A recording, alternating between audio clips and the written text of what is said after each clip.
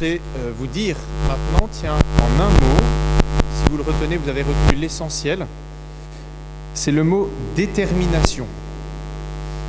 On l'a entendu notamment dans l'Évangile, Jésus, le premier, est extrêmement déterminé, il a le visage déterminé, et il cherche pour le suivre des hommes et des femmes déterminés. Comme disent les ados, Jésus veut des cathos déter. Il ne veut pas des mous, mais des gens qui iront jusqu'au bout. Alors, avant d'aller plus loin, je voudrais vous inviter à vous poser la question, aujourd'hui, quel est votre niveau de détermination pour suivre Jésus ? Quelle est votre détermination dans la foi aujourd'hui ? Peut-être que vous en êtes à un stade de simple curiosité. Jésus vous attire, mais vous n'êtes pas encore tout à fait sûr. Peut-être que vous avez vécu récemment une expérience spirituelle très forte, et donc en ce moment vous êtes prêt à tout pour suivre Jésus. Peut-être que vous avez été très engagé, que maintenant vous vous sentez un peu essoufflé, voire peut-être même découragé. Vous voyez, il y a différentes situations, et il est intéressant, il me semble, de faire un point personnellement, et je vous invite à prendre quelques instants de silence pour répondre dans votre cœur à cette question, quelle est ma détermination aujourd'hui à la suite du Christ ? Si ça vous aide, vous pouvez vous donner une note entre 0 et 10, mais je ne vous la demanderai pas, rassurez-vous.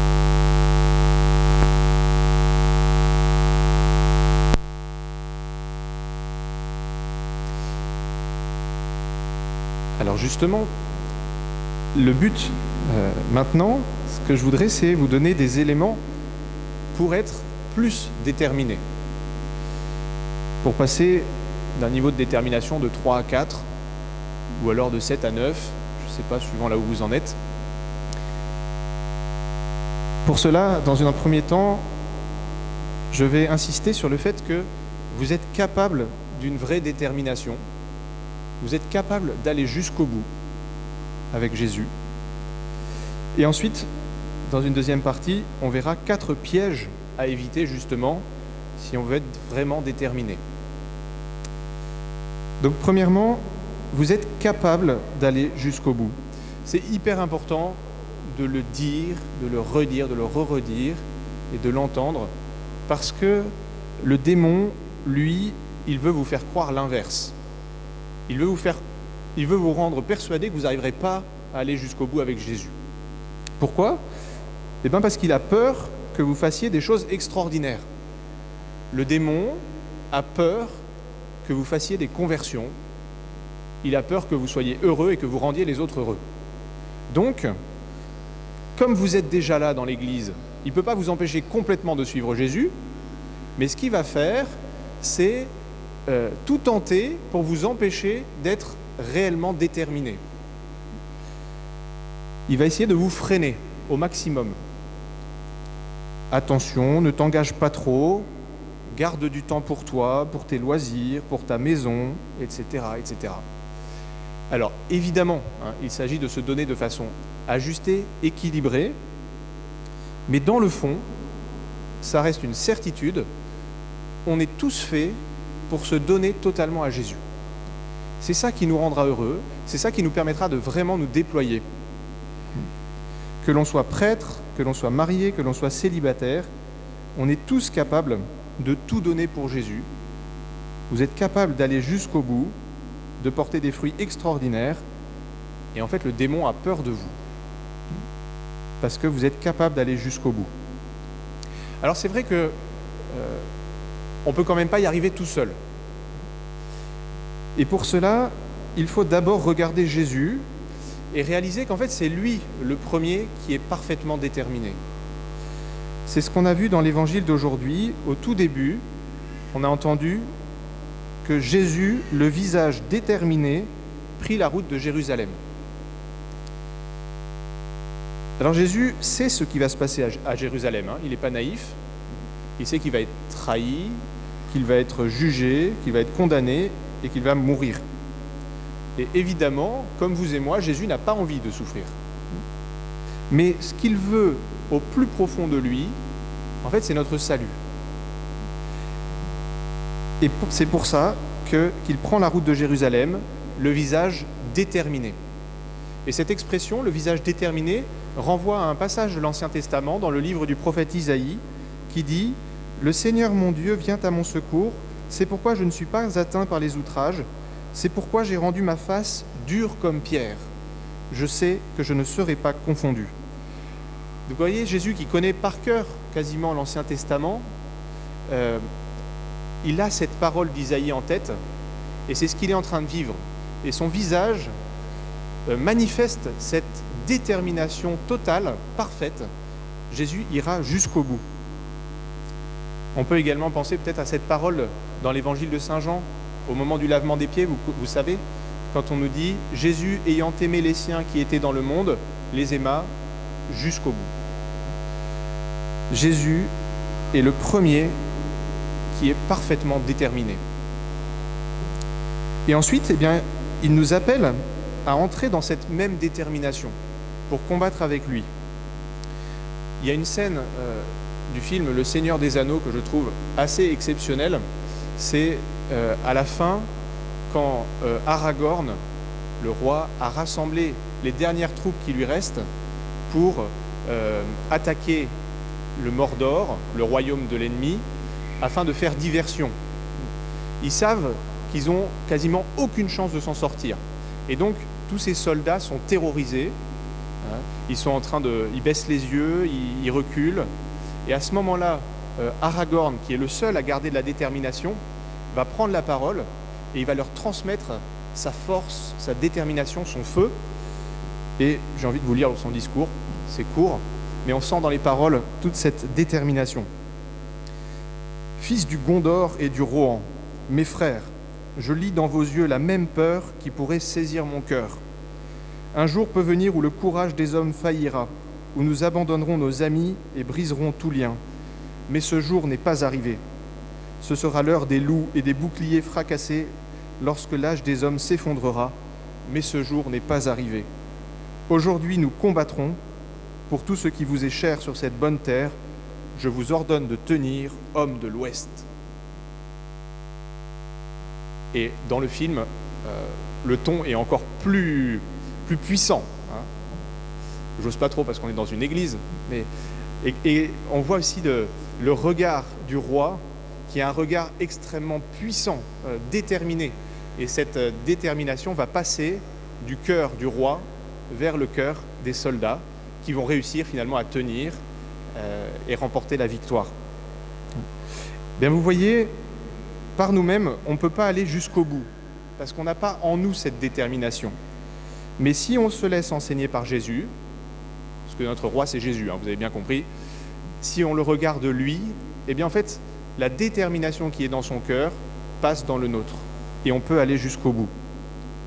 Peut-être que vous avez l'impression que les choses sont trop dures dans votre vie ou dans le monde, des tensions familiales, professionnelles, des soucis financiers, de santé. Peut-être que vous avez peur en voyant le climat politique, le climat, les guerres, les difficultés, les problèmes écologiques. Il peut y avoir de la peur. Vous pouvez vous sentir comme ces hommes devant les portes du Mordor, encerclés par l'ennemi.